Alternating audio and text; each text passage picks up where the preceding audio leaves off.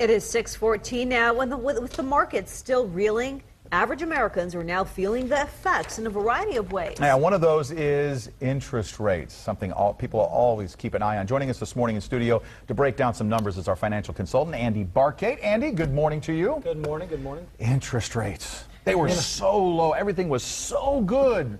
And now you're telling us it's all going... No, I'm not going to tell you that this morning. Okay, no, very good. Absolutely not, no.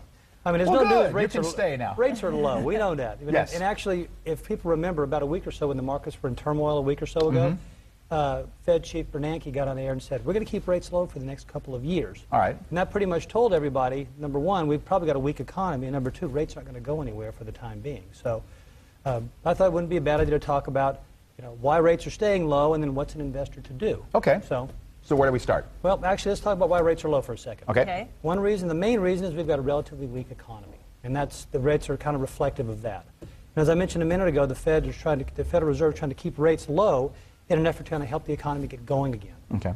Plus, as we've seen the last couple of days, as the market's been volatile, you see more money going out of stocks. It's got to go someplace. In a lot of cases, it travels towards areas that are safer. Okay. Hence, bonds. All right. T-bills. And it's been driving rates down, pushing the prices back up. And we have some... Yeah, we do have... Here we go. From the great... You see some of these rates, and they're almost generational lows, and they're pretty anemic.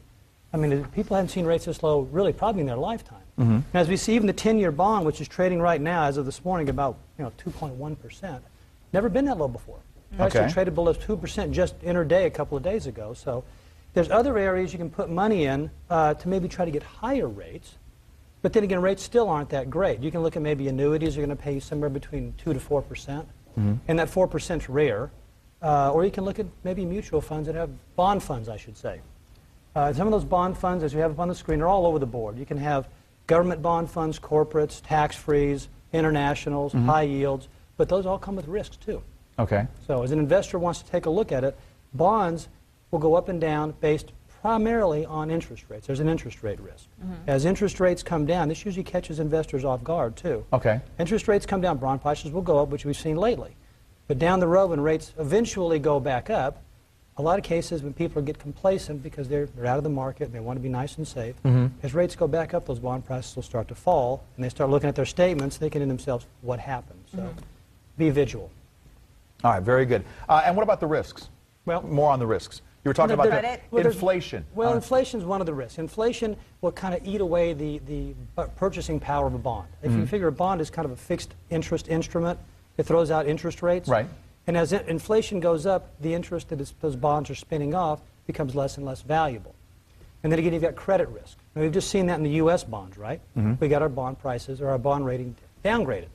It happens out there in the real world, too.